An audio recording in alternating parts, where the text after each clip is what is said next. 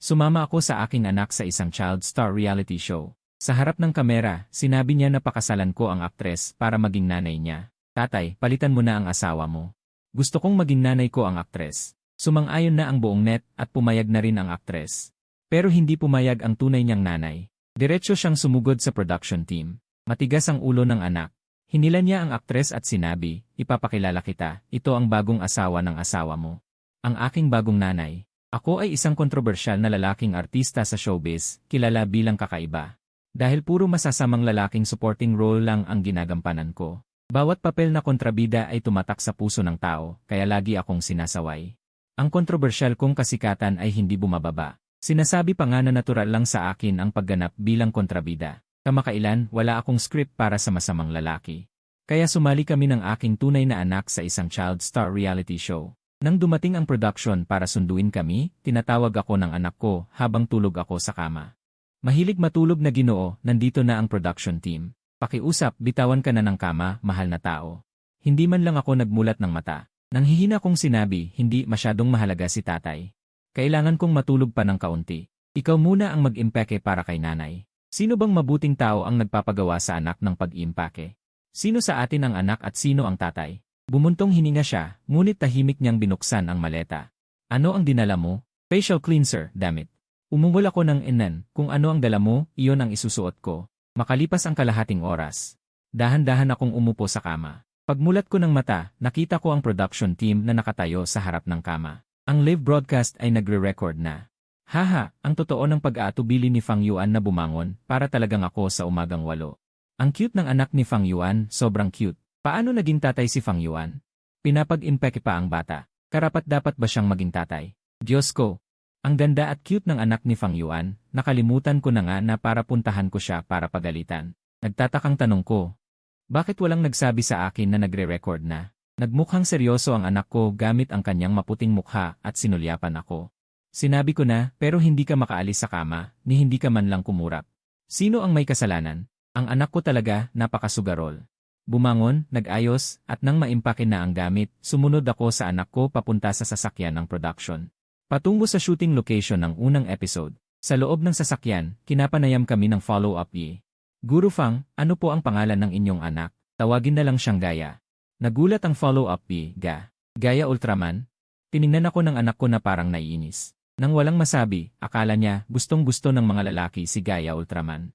Kaya pinangalanan niya akong Gaya. Hinaplos ko ang malambot niyang ulo. Anak, maniwala ka kay tatay, wala talagang lalaki na hindi magugustuhan si Gaya. Tatay, salamat na lang. Biglang nagtawanan ang mga manonood sa live stream. Gaya, haha, natawa ako, haha, sabi ni Fang Yuan. Gusto ko lang magustuhan ng mga lalaki ang anak ko. Anong kasalanan ko, haha? Sinong babae ang pinangalan ng Gaya? Haha, ang mukha ng anak ni Fang Yuan ay puno ng pagkainip. Binigyan ng ganyang pangalan ang sariling anak. Malamang may sakit si Fang Yuan. Inayos ng follow-up niya ang sarili at muling kinapanayam ang anak. Gaya, nasaan ang nanay mo? Nagkunwaring bata ang anak ko at sinabi ng mahina, wag na siyang banggitin. Kapag binabanggit siya, naiinis ako. Noong pumasok ako sa showbiz, inanunsyo ko na may asawa ako, pero hindi ko inihayag kung sino. Sa mga nakaraang taon, maraming nausisa sa pagkakakilanlan ng asawa ko, mga fan, bashers, at mga kasamahan sa industriya. Nagtataka sila kung bakit napakaganda ng mga proyekto ko. Kahit na lagi akong gumaganap bilang kontrabida, lahat ng sinalihan kong serye ay naging napakasikat, walang eksepsyon. Kahit gaano sila kakaalat, hindi pa rin nila alam ang tunay na pagkakakilanlan ng asawa ko, at hindi nila alam na ang kasal ko ay parang balo na. Pagkatapos naming magpakasal ng asawa ko, nagkaroon kami ng anak noong lasing siya. Hindi siya nag-alaga ng bata. Minsan umuwi siya para bisitahin ang anak, pero karamihan ng oras, iba ito sa parent-child reality show. Ang tema ay mga artista na nag-aalaga ng bata. Malikhain ang direktor. Bukod sa akin at sa anak ko na tunay na mag-ama. Ang ibang mga grupo ay mga sikat na batang artista at mga kilalang artista sa industriya na walang asawa. At inimbitahan din ng production ang sikat na aktres na si Liu Ruyan, isang taong may mataas na usapan. Siya ang magiging bagong ina para sa bata. Sino ba ang hindi magiging interesado? Kaya, noong inanunsyo ang show, sobrang sikat na ito. Pagdating namin sa villa para sa shooting, may isang grupo nang nauna sa amin. Iyon ay ang aktres na si Liu Ruyan at ang batang artista na Sixin na inimbitahan ng production. Pagkakita ng anak ko kay Liu Ruyan, diretso siyang tumakbo papalapit. Sumandal siya sa sofa sa tabi ni Liuruyan, inalalayan ang kanyang mukha gamit ang dalawang kamay, at ang kanyang mga mata ay kumikinang na parang bituin. Alam kita, ikaw ang best actress. Tiningnan ako ni Liuruyan. Tiningnan din ang anak, ngumiti, tapos paano mo ako nakilala? Si Gaia, tatapatin ko sana siya, pero narinig ko siyang nagsabi. Dahil gusto kitang maging nanay ko, naku, huli na ako. Ang batang ito dati palaging nagsasabing gusto magpalit ng nanay, at sinabi niyang matagal na siyang nanonood, ang best actress lang ang bagay na maging nanay niya.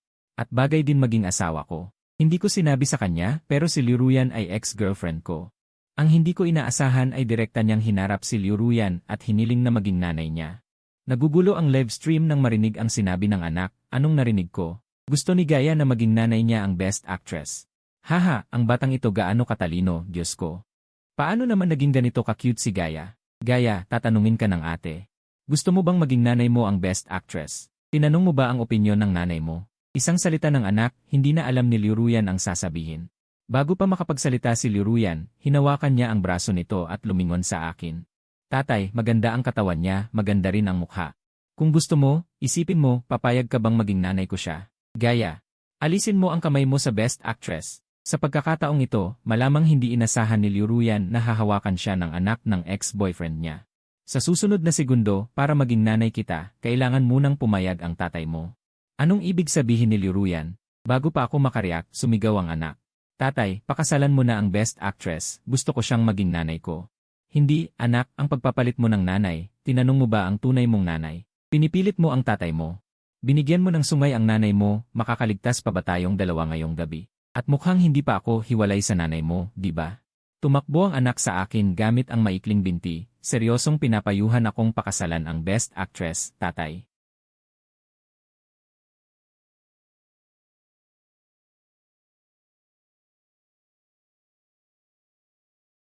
Tama ba? Mapanganib na pahayag, aking mahal na anak. Sa bahay lang sana sinasabi, ngayon ay naglakas loob kang sumigaw ng ganito sa kamera, wala ka bang takot sa buhay? Ang ingay din sa live stream, kitang-kita na gusto talaga niyang maging nanay niya ang best actress. Haha, totoo, ang sinabi ni Liuruyan na. Ang para maging nanay kita, kailangan munang pumayag ang tatay mo, ay hindi ko inaasahan. Siya pala ay may ganitong mapanganib na ideya, at si Gaia ay sumisigaw na pakasalan ng tatay ang best actress. Gusto ko maging nanay ko ang best actress, hahaha, nakakatuwa ang batang ito. Ang nakakatawa, kaya, sino ba ang pinakasalan ni Fang Yuan? Wala talagang nakakaalam. Makalipas ang 10 minuto, dumating na rin ang ikatlong grupo. Si Meng Baijiang, isang second-tier actress, kamakailan ay mainit ang popularity. Sinasabing may suportang kapital, si Tongtong, 4 na taong gulang ngayon. Lahat ng tatlong grupo ay naroon na, ipinakilala ng production team ang mga bisita, mabilis ang takbo ng live variety show. Pagkatapos ng pagpapakilala, sinimulan ng direktor ang proseso, ang mga bisita ay kailangang mag-ayos. 3 pagkain sa isang araw sa pag-record. Ngayon kailangan ng mga bisita na sumagot ng mga tanong para makakuha ng sangkap. Ang unang pwesto ay makakakuha ng 20 uri ng sangkap, kumpletong pampalasa, may merienda.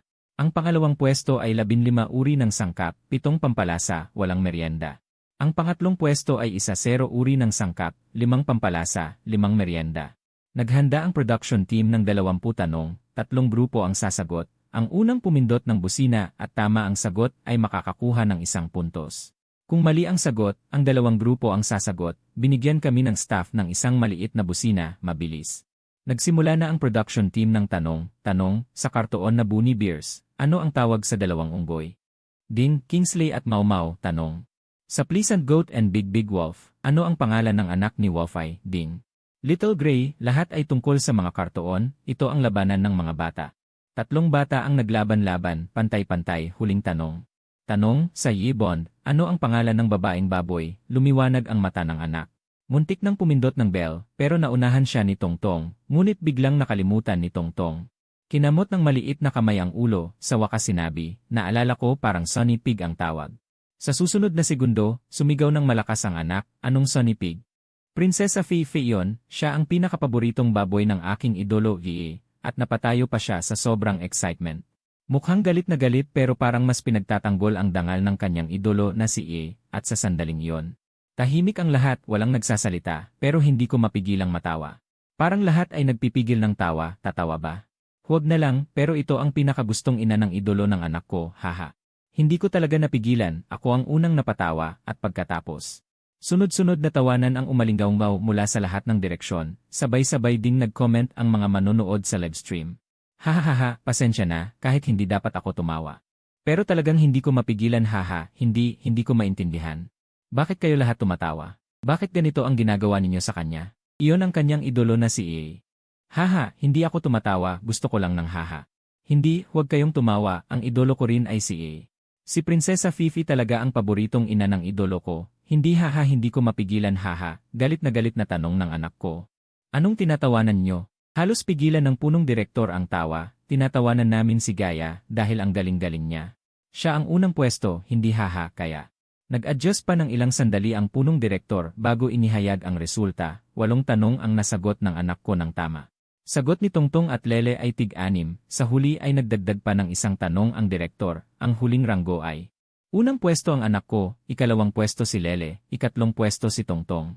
May kinalaman din ang ranggo sa silid na titirhan, nasa ika-4 na palapag ang silid ko at ng anak ko, nasa ikatlong palapag si Liu Ruyan at Lele. Nasa ikalawang palapag si Meng Baijiang at Tongtong, susunod na proseso ay titira muna kami sa silid, mag-aayos, at pagkatapos ay magluluto ng tanghalian. Hindi kailangan ng anak ko ang pag-aayos ng gamit at pagluluto, kaya nagdala siya ng merienda at pumunta sa mga bata sa ibaba, nang maayos ko na ang silid. Kinuha ko ang dala kong 100 na lutong bahay na recipe, naghahanda akong mag-aral ng recipe, bumalik ang anak ko. Tay, huwag mo nang tingnan ang basura mong recipe, sumama ka sa akin.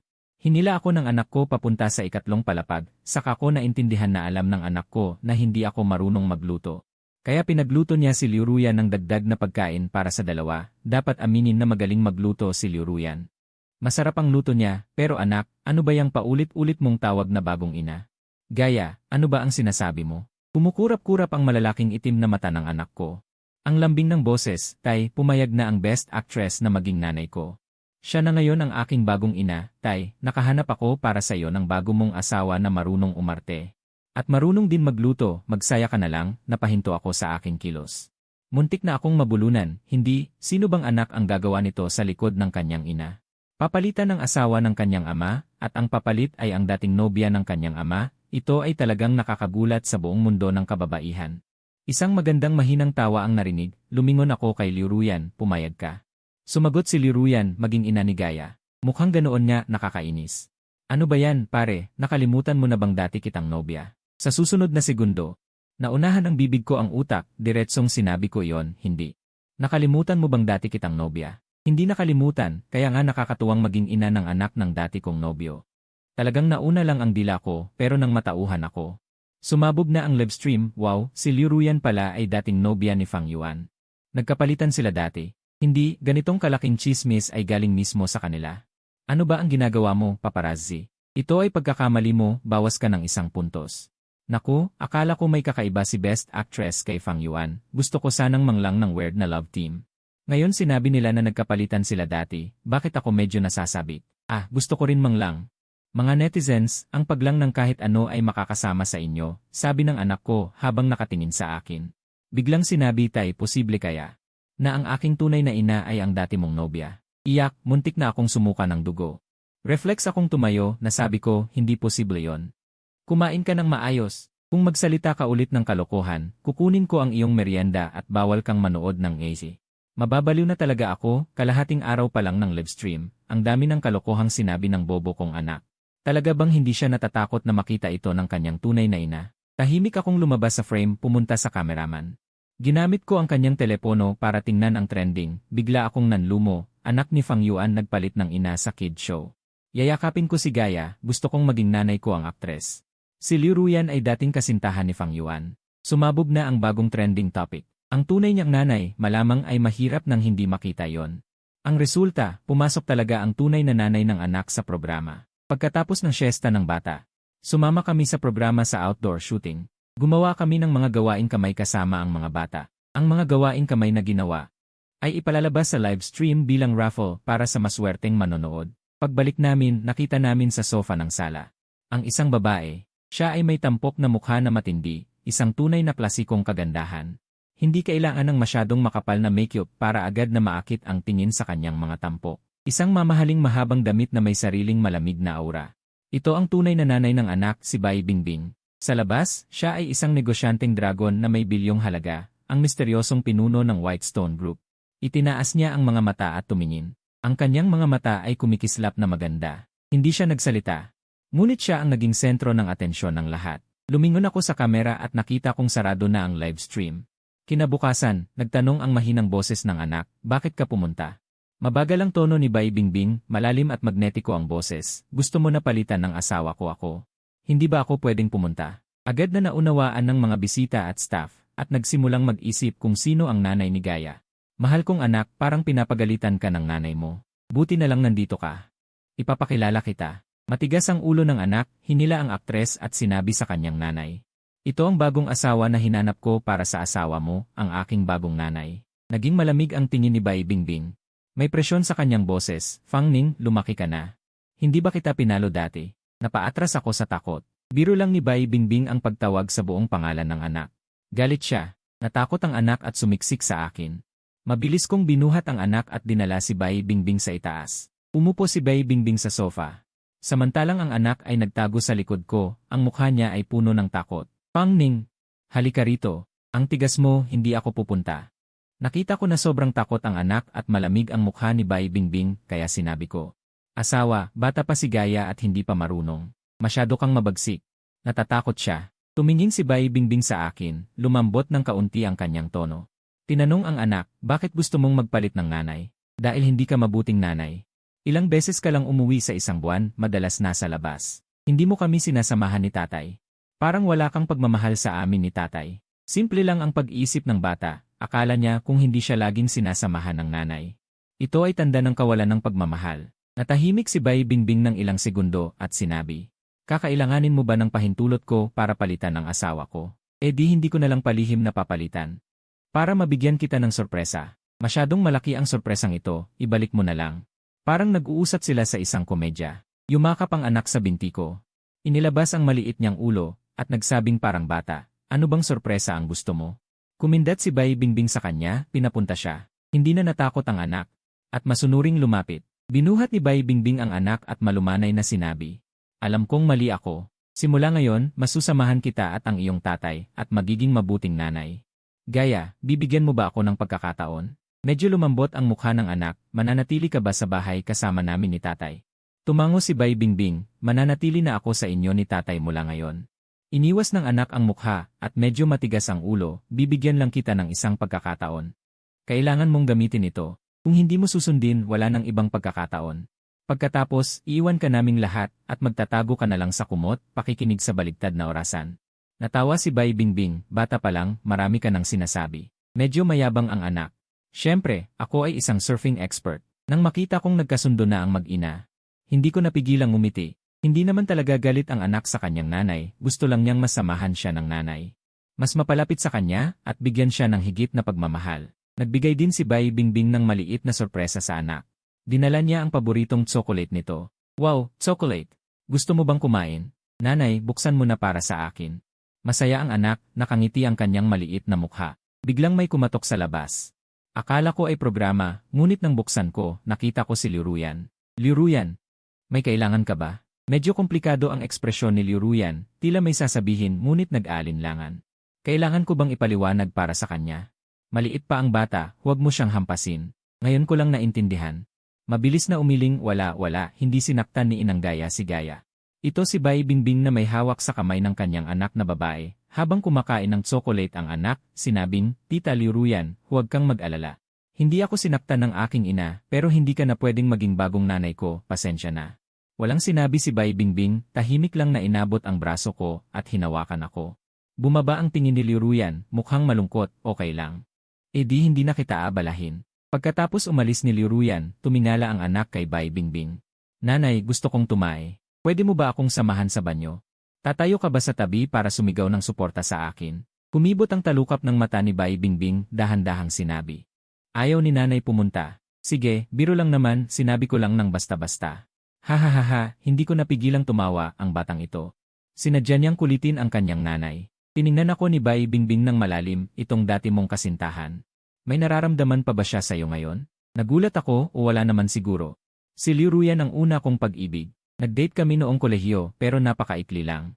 Si Liu Ruyan ang unang lumapit sa akin, nagtapat siya, tinanong kung pwedeng subukan naming dalawa.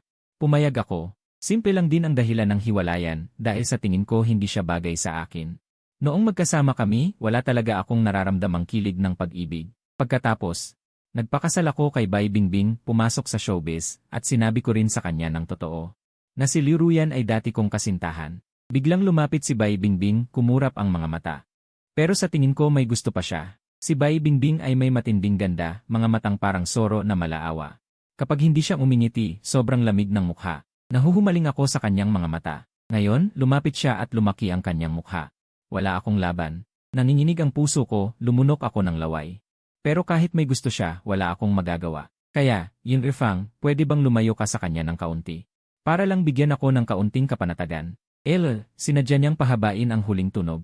Parang maliit na kawit na kumamot sa puso ko, Makati. Pero, si Bai Bingbing ba talaga ang nagsabi nito? Ako ay ampon ng pamilyang Fang. Noong 8 taong gulang ako, inampon ako ng mga magulang ko, pinakamabuti nila akong inalagaan, parang tunay nilang anak. 5 taon na ang nakalipas, na-stroke ang tatay ko dahil malapit nang mabangkarote ang kumpanya at na ospital. Humingi ako ng tulong sa mga kaibigan kasama si nanay. Pero sunod-sunod na pagtanggi ang natanggap ko. Nakatayo ako sa bintana ng ospital, hindi makabayad ng hospital fees para kay tatay. Nagmakaawa ako sa ospital na palawigin ang oras ng pagbabayad pero wala silang magawa. Nag-iisa at walang matakbuhan. Noong wala ng pag-asa, nakilala ko si Bai Bingbing. Tumayo siya sa harap ko, mahina at maganda ang boses. Matutulungan kita pero kailangan ko ng bagong asawa. Interesado ka ba? Iyon ang pangalawang beses na nakita ko siya. Ang una, sa isang birthday party. Noong mga oras na yon, siya ang sentro ng atensyon sa buong lugar, napakagandang mukha. Napakagandang katawan, napaka-class na aura, malamig na kaakit-akit. At sobrang makulay na kagandahan, walang pagkakasalungatan sa kanya. At parang naramdaman niya na may nakatingin sa kanya. Sumunod sa kanyang pakiramdam, nagkatinginan kami mula sa malayo. Isang tingin lang, ay nagpabilib din sa akin ng matagal. Ang buhay namin ni Bai Bingbing pagkatapos ng kasal ay talagang maayos, napakasundo. Siya ay mabuti, iginagalang ang aking kagustuhan. Tulad ng kung gusto niya ako. Hindi ko alam ang kanyang nararamdaman para sa akin, kaya hindi ko rin inihayag ang aking tunay na damdamin. Tiningnan ko si Bai Bingbing, kumurap ang mga mata. Bai Bingbing, hindi kaya may pumasok na ibang espiritu sa'yo? Hindi ganyan ang sasabihin mo. Si Bai Bingbing ay maganda. Parang kumurba ang kanyang mga matang soro, medyo walang magawa. Wala akong magawa. Ang asawa at anak ko ay pinagnanasaan ng iba, natural lang na makaramdam ako ng pag-aalala. Umubo ako ng mahina. Umiti ako, ganyan ba kawalan ng tiwala? Bigyan mo naman ako ng konting kumpiyansa. Sumunod na saglit, tumingala si Bai Bingbing at tumayo sa dulo ng kanyang mga paa, parang kulay rosas na. Labi ang dumikit sa aking labi. Hindi ko maiwasang imulat ang aking mga mata, parang tumigil ang paghinga ko. Hindi ko alam kung ilang segundo ang lumipas nang ako'y makaalis mula sa matamis at malambing na halik, may narinig mula sa tabi. Na boses ng bata na mahina, niya ay kiss a desay, tama ang mga ate online. Ang bibig ay hindi lang ginagamit sa pagkain, pwede rin itong gamitin sa paghalik, at biglang namula ang aking mukha. Si Bai Bingbing naman, hindi man lang namula o hinabol ang hininga, sinabi niya na isa ka ng matandang bata. Sa susunod, huwag kang maging istorbo sa mga magulang mo. Tanong ng anak na babae, ako ba ay kinainisan mo? Sumagot si Bai Bingbing, hindi naman. Gusto mo bang sumama sa akin maglaro ng Lego? Ang cute ng ekspresyon ng mukha ng anak na babae, at hindi siya tinanggihan ng kanyang ina na sumama sa kanya maglaro. Nagpabili si Bai Bingbing ng masarap na pagkain para sa buong production team. Hindi na muna kami mag-live ngayong gabi, kaya nakuha ko na ang aking cellphone mula sa production team. Nag-online ako para tingnan ang trending topics. Ang trending topic namin ni Liu Ruyan ay naibaba na, at ngayon ay sobrang sikat si Xing Xing Baobei. Ang anak ko ay na-fan din ng mga netizens. Ang kanyang cute na itsura sa live ay ginawang video ng ilang manonood. In-upload sa iba't ibang mga website, at ngayon ang homepage ay puno ng rekomendasyon tungkol sa anak ko. Si Gaia ay sobrang cute talaga. Sobrang cute na walang katulad. Pota, nakakainis ang mukha ni Fang Yuan. Nagpapanggap na masamang kontrabida, nakakadiri. May sakit ka ba, nasa itaas ka? Si Fang Yuan ay gumaganap lang bilang masamang kontrabida. Huwag iangat ang role sa aktor, gets nyo? Tama, role lang iyon sa serye. Huwag iangat sa aktor mismo. Si Gaia ang pinaka-cute. Sa buhay ko, dapat magkaroon ako ng ganitong anak. Wala pang panahon na naiinggit ako kay Fang Yuan ng ganito. Gusto ko talagang nakawin ang kanyang anak. QEQ. Hindi umalis si Bai Bingbing ngayong gabi. Nakahiga siya kasama ang anak sa kama, isang malaki at isang maliit na nanonood ng kartoon. Ang theme song ng Little Pig Hero ay tumutugtog at sumabay kumanta ang anak ko pero wala siyang talento sa musika. Ang pangit ng pagkanta niya. Kahit si Bai Bingbing ay hindi napigilan ang magkomento na ang ibang tao ay parang anghel ang boses. Ang pagkanta mo ay tunay na pahirap. Biglang nagbago ang ekspresyon ng anak ko at naiinis na sinabi. Ang bastos mo naman. Hahaha, napatawa ako. Pero kinabukasan nang mag-record kami ng programa, hindi na ako natawa. Dahil kay Bai Bingbing. Hindi naglagay ang production team ng camera sa live room. Kinaumagahan, ang production team ay kumatok para tawagin kaming mag-record. Sa umaga, sumama kami sa production team sa zoo para mag-live, pero sa hapon, sinabi ng production team na kailangan ng magulang at anak na kumanta ng isang kanta bilang promotional music ng programa. Nang marinig ko ang masamang balitang ito, natulala ako ng tuluyan. Ang anak ko ay walang tono dahil namana niya ito sa akin. Ako ay ganap na walang musika. Ang ibang tao ay pera ang kailangan para kumanta. Ako ay maaaring pumatay ng tao. Mula ulo hanggang paa ay tumanggi ako, pero ang anak ko ay sobrang excited at gusto niyang kantahin ang kanta ng kanyang idolo na si Ipo.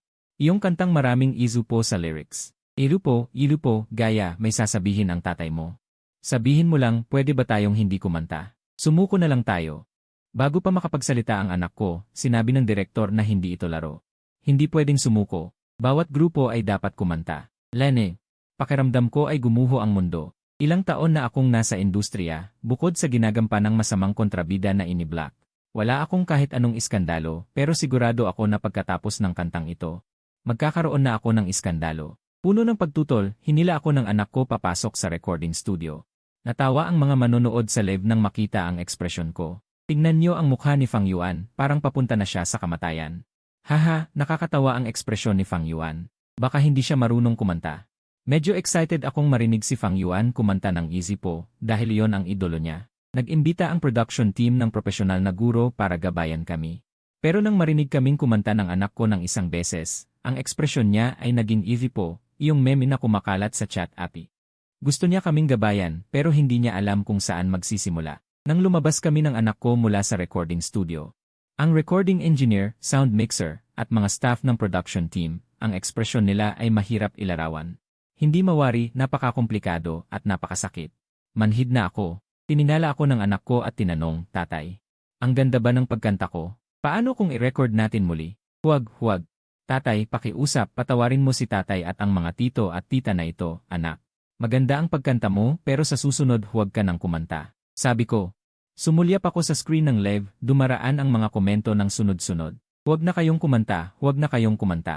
Pwede ba talagang humiling ako sa inyong dalawa na huwag nang kumanta? Tulizi nakikiusap ako ng isang. Marami ang hindi pa nakarinig sa kanilang dalawang kumanta. Nakikiusap, hindi ko maiwasang sabihin. Ang dalawang ito ay talagang nakamamatay kumanta. Ang makarinig sa kanila ay parang nangangati ang baga. Tulizi, umiyak ako. Umiyak talaga ako. Sana wala ako sa live room na yon. Sana maibalik ang oras. Ang pakikinig sa ibang tao na kumanta ay isang kasiyahan, pero ang pakikinig sa kanilang dalawa ay parang nagpapaikli ng buhay. Ngayon, ang nasa isip ko ay puro boom. Boom. Mukhang malakas ang epekto ng pagkanta naming mag-ina, Simula ngayon, sa tuwing mababanggit ang pagkanta, hindi na ako makakatingin ng diretsyo. Isa na namang itim na bahid. Buti na lang, malapit na matapos ang pagre-record ng programang ito na Child Star. Nagdaos muli ang production team ng isang maliit na salu-salo pagkatapos ay inanunsyo na ang pagre-record ng unang episode ng E-Star Babies ay matagumpay na natapos. Ang mga panauhin para sa susunod na episode ay ilalabas sa loob ng ilang araw. Ang E-Star Babies ay sabay na live at recorded. Sa ngayon, tapos na ang live broadcast. Sa lalong madaling panahon, ang na-edit na bersyon ay i-upload sa iba't ibang platform. Bago ito ilunsad, ang promotional music na na-record namin ay na-post na sa internet. Walang sorpresa, ang bersyon naming mag-ina ng promotional music ay naging viral muli sa buong network. Iba't ibang video platform ang nag-promote nito at ilang mahuhusay na editor ay gumawa ng mga remix na bersyon at inilagay sa isang site. Pagkatapos ng Child Star, ang anak ko ay papasok na rin sa kindergarten. Si Bailingbing ay pumapasok sa kumpanya sa araw at umuwi sa gabi para samahan kami. Sa katapusan ng linggo, ayaw gumawa ng takdang aralin ng anak ko at gusto niyang lumabas. Wala nang magawa ang guro sa kanya. Nagpanggap akong galit gaya. Kung hindi ka makikinig sa guro, magagalit talaga ako. Kapag galit ako, kaya kong gawin ang lahat. Kumurap ang anak ko gamit ang kanyang malalaking itim na mata, at tumingin sa akin nang nakatagilid ang ulo. Talaga. Talaga. Agad na tumakbo ang anak ko sa harapan ko, gamit ang kanyang bata at malambot na boses. Gumawa ka ng maanghang na ulang, tapos inihaw na isda, at panghuli, blood pudding. Tama, huwag masyadong maraming sili. Bata pa ako. Hindi ako pwede kumain ng sobrang maanghang. Hindi ko inaasahan ang anggulong ito ng batang makulit. Sa tingin ko gusto mong manapak. Ano? Bumalik si Bailingbing noon. Tumingin ako kay Bailingbing at nagreklamo, gusto ng anak mo na mabugbog. Pinapag-aral ko siya. Tapos gusto niya akong magluto ng ulang. Inosenteng mukha ng anak ko, sinabi mo naman na kaya mong gawin ang lahat. Gusto ko lang subukan kung kaya mo ba talagang gawin. Tumingin si Bailingbing sa anak ko. Bumagsak ang malamig niyang mga mata, mag-aral ka, sa gabi dadalhin kita kumain ng uling. Anak, sige. Bakit ngayon lang siya pumayag ng ganoon kadali? Bakit siya ay nakikinig lang sa'yo? Sabi ni Bailingbing, posible bang? Gusto niyang kumain ng ulang. Sige, gusto ko rin ng konting ulang. Sige, gabing dalhin ko kayo kumain. Gabi. Kami ay tatlong mag-anak, pumunta sa isang restaurant na may magandang reputasyon. Pagpasok namin, may mga kumakain na nakakilala sa amin at nagsimulang kumuha ng litrato gamit ang kanilang mga telepono. Si Bailingbing ay may mataas na katayuan. Kaya ang kanyang personal na impormasyon at mga litrato ay espesyal na pinoproseso ng isang nangungunang public relations team. Lahat ng pangalan ni Bailingbing na lumalabas sa internet ay agad na binubura. Kapag nakilala ng sistema ang mukha ni Bailingbing, ito ay direktang tatanggalin din para makasigurado. Ang assistant ni Bailingbing ay kailangan pa ring harapin ang mga kumakain na kumukuha ng litrato. Ang aking anak na babae ay talagang umorder ng ulang, inihaw na isda, at maoksiwang. Magkapareho kami ng panlasa ng anak ko, parehong mahilig sa maanghang. Pero si Bailingbing ay hindi mahilig sa maanghang. Umorder pa siya ng ilang hindi maanghang na putahe. Nang dumating ang ulang, masayang-masayang kumain ang anak ko. Matagal na siyang kumakain, bigla akong tinanong ng anak ko, Tatay, hindi na makakauwi ang ulang, mag-aalala kaya ang tatay niya? Natigilan ako.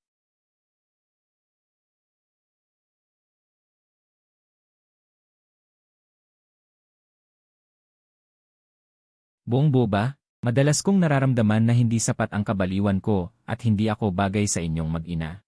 Sa mga panahong ito, hindi lumalabas si Bailingbing. Pumapasok siya sa kumpanya sa araw at paminsan-minsan ay nagtatrabaho sa study room sa itaas.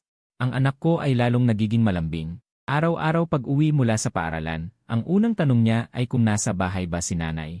Isang araw, pagkaalis ng anak ko sa paaralan, bigla kong narinig ang isang ingay mula sa study room sa itaas. Napakalakas ng ingay na ikinagulat ko. Kaya umakyat ako sa itaas, tumayo sa may pintuan ng study room, at sumigaw ng may pag-aalinlangan. Asawa, okay ka lang? Sa susunod na segundo, narinig ko na naman ang ingay mula sa loob. Biglang bumagsak ang pakiramdam ko, isang masamang kutob. Itinulak ko ang pinto. At nakita ko si Bailingbing na nakahandusay sa sahig. Nanlaki ang mata ko at mabilis akong tumakbo palapit. Bailingbing, sinubukan kong tawagin siya ng 2 beses, ngunit walang reaksyon. Kaya binuhat ko ito, bumaba ako at tinawag ang tsuper ng bahay para magmaneho papuntang ospital. Nasa may pintuan pa lang ako. Bigla akong nakasalubong ni Litezio na nagmamadaling maghatid ng mga dokumento. Mukha siyang kinakabahan at agad na nagsabi, "Ako na ang magmaneho, hahanapin natin si Professor Liu." Sandali akong natigilan. May gumalaw sa aking loob ang reaksyon niya. Iminulat ko ang bibig. Gusto ko siyang tanungin ngunit pinigilan ko. Nang makarating kami sa ospital ni Professor Liu, diretsuhan akong itinulak sa operating room, saka ko lang nalaman kung ano ang nangyari. Si Beishi ay hindi lang sangkot sa real estate, hotel at pananalapi, kundi siya rin ang pinakamalaking kumpanya ng gamot sa bansa. Ang ama ni Bailingbing ay minsang nagsumbong ng isang kumpanyang gumagawa at nagbebenta ng pekeng gamot, na naging dahilan ng paghihiganti. Inagaw nila si Bailingbing noong siya ay 7 taong gulang at sa harap ng kanyang ama. Pinakain siya ng maraming gamot. Kahit na agad siyang nasagip at naospital dahil sa sobrang dami ng pekeng gamot na naubos. Nagkaroon siya ng pinsala sa ugat ng utak, madalas siyang sumasakit ang ulo at nawawalan ng malay.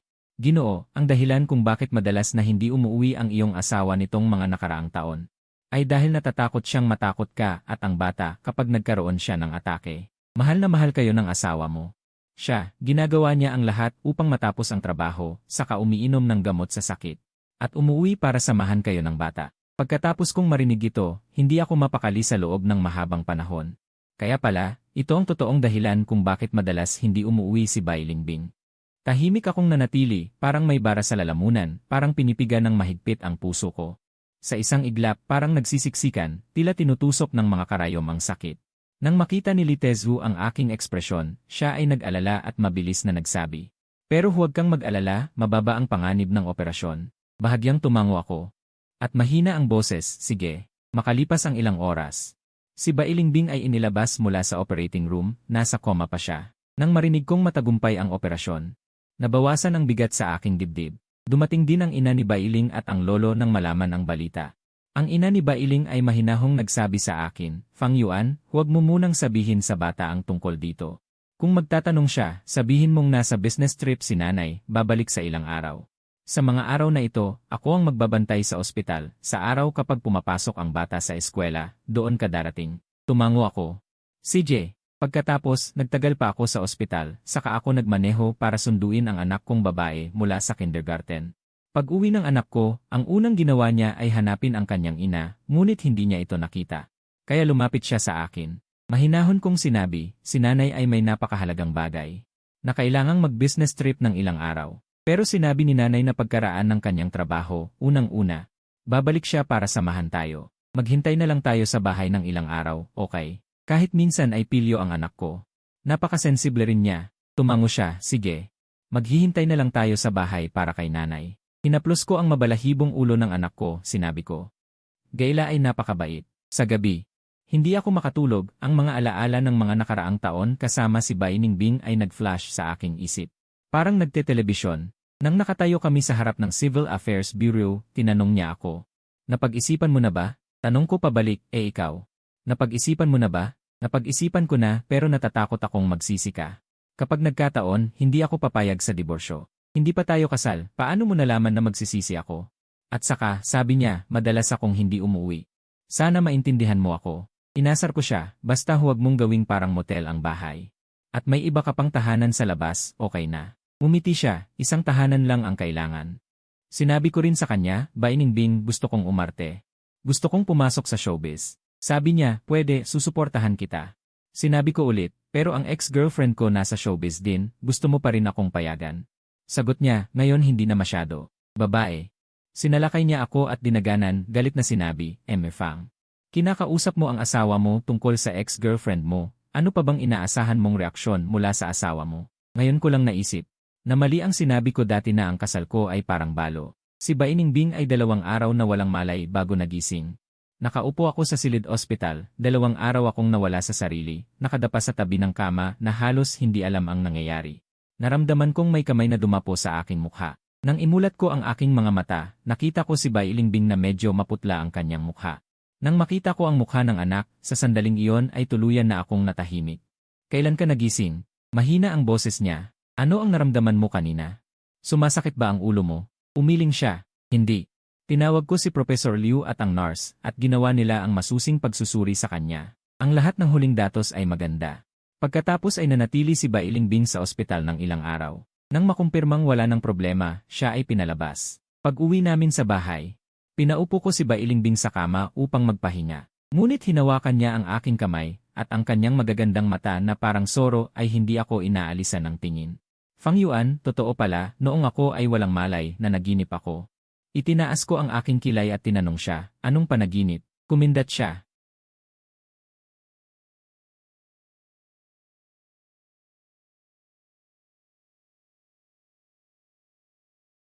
Ibinaling niya ang kanyang mga mata pababa, ngunit sa totoong buhay, hindi mo pa ako nasabihan ng ganyan. Hindi ko alam kung ako ay nagkakamali, pero parang narinig ko mula sa kanyang mga salita ang isang bahid ng pagkadismaya at sama ng loob. Isang matapang na ideya ang pumasok sa aking isipan. Sa susunod na sandali, nang hindi nag-isip, binigkas ko ito. Gusto mo bang marinig? Kumindat siya sa akin at sumunod ako. Narinig ko siyang bumulong sa aking tainga, gusto ko, pero gusto ko ang taos puso. Mas mabilis ang tibok ng aking puso. Ang mga salitang iyon ay nakaipit sa aking lalamunan, parang sa isang pagsasalita ko ay lalabas ang mga ito. Kaya, Bailingbing, gusto kita. Tapat na salita. Sa susunod na sandali, iniabot ni Bailingbing ang kanyang kamay at hinawakan ang aking baba. Aktibo niya akong hinalikan. Naramdaman ko ang isang init sa aking dibdib at nagkaroon ng matinding reaksyon. Noong gusto niyang lumayo, hinawakan ko ang likod ng kanyang ulo at siya ang naging dominante. Paglabas ko kasama si Bailingbing mula sa banyo, bigla kaming nagkasalubong ng anak na umuwi mula sa paaralan. Tumingin siya sa akin. Tumingin muli sa kanyang nanay. Ang maliit niyang ulo ay puno ng malaking pagtataka. Sabay ba kayong naligo? Sinabi ni Bailingbing, tandaan, tumanggi ang iyong tatay at nanay na makipag-usap sa iyo. Si Bailingbing ay tumingin sa anak na walang kahihiyan at walang paghingal. Umuwi ka na mula sa paaralan. Matagumpay na nailipat ang atensyon ng anak. Sa boses na parang sanggol, sinabi niya, umuwi na ako. Ngayon sa aming paaralan, si Xiao Pang ay nagyabang sa amin na ang kanyang nanay ay nanganak ng isang nakababatang kapatid na babae para sa kanya. Naiinggit ako. Sinabi ni Bailingbing, huwag kang mainggit. Magkakaroon ka rin. Lumiwanag ang mga mata ng anak. Tatay, pwede mo rin ba akong bigyan ng nakababatang kapatid na babae? Naantig ang aking ekspresyon. Ang ipanganak, tiyak na babae ba? Dahan-dahang sinabi ni Bailingbing. Pero sa susunod na pumasok ka sa kwarto ng tatay at nanay mo, dapat kang kumatok. Nang marinig iyon ng anak, tuwang-tuwa siya. Sige, sa susunod ay gagawin ko talaga. Sa gabi, bigla akong tinawagan ni Liruyan. Liruyan, may kailangan ka ba sa akin? Si Bailingbing, na nasa tabi, ay tahimik na pinindot ang speakerphone. Pang Yuan, ito ay ganito, ang papel sa pelikulang A Floating Light Mirror na idinirect ni Chen Zi ay angkop para sa'yo. Hindi ko alam kung interesado kang makipagtulungan. Nagulat ako. Anong papel? Papel ba ng kontrabida? Sinabi ni Liruyan, hindi. Ito ang pangunahing lalaki. Tumanggi ako ng diretsahan. Kaya, huwag na. Gusto ko lang gumanap bilang kontrabida. Naiinis na sabi ni Liruyan, bakit gusto mo lang gumanap ng kontrabidang papel? Hindi mo ba naiisip na ang papel na ito ang pinakamapangako? Sa bawat serye ay may isang kinakailangang masamang kontrabida. Ang papel na ito ang pinakamatatag at pinakakailangan. At ang papel ng masamang lalaking sumusuporta ay hindi rin madaling gampanan. Sa bawat serye na ginagawa ko, iba-iba ang aking kontrabidang karakter, malinaw ang personalidad. Ito rin ay may hamon. Tumahimik si Liruyan ng ilang sandali. Nang magpa siya akong ibaba ang tawag, bigla siyang nagsalita muli. Fang Yuan, ikinasal ka sa kanya dahil gusto mo siya. O, sa sandaling iyon, naramdaman kong medyo bumaba ang temperatura sa paligid. Lumingon ako at nakita ko ang mga mata ni Bailingbing na naglalabas ng malamig na liwanag. Gusto ko siya. Kami ay unang nagpakasal bago nagmahalan. Liruyan, anuman ang sabihin. Salamat sa'yo. Sana rin ay mahanap mo ang iyong kalahati sa lalong madaling panahon. Sinabi ni Liruyan, sige, hindi na kita abalahin. Pagkatapos ibaba ang tawag, tumingin ako kay Bailingbing. Ang kanyang mukha ay nanatiling malamig. Tinulak ko siya, sinabi ko ito, hindi ka ba nasisiyahan? Hindi siya nagsalita, nagpanggap akong binuksan ang phone, tatawagan ko na siya ngayon. Ang sinabi ko kanina ay pawang kasinungalingan, ako ay talagang narinig ito ni Bailingbing at inabot ang kamay. Kinurot niya ako sa baywang, sinadya mo bang mangasar? Kung hindi ako nagsasalita, ibig sabihin hindi ako nasisiyahan. Ano ang gagawin ko para masiyahan ka? Sa susunod na segundo, yumakap ako sa kanyang leg. Bumulong sa kanyang tainga, Bailingbing, mahal kita. Kung may tapang ka, ilagay mo ito sa IG na post ako, wala akong tapang. Mahigpit akong niyakap ni Fang Yuan. Malinaw na binigkas ang bawat salita, Yuan, mahal din kita, pero itong ex mong ito ay sobrang nakakainis. Kailangan mong gawin ang isang bagay. Isang araw, sa Weibo ni Fang Yuan, ang ganda ng asawa ko. Picture. Isa itong larawan kung saan yakap ko siya, hindi kita ang mukha, pero kumulo ang buong internet. Netizens, kung may tapang ka, mag-post ka ng harapang litrato. Fang Yuan, ang ganda ng asawa ko. Ako lang ang pwedeng tumingin.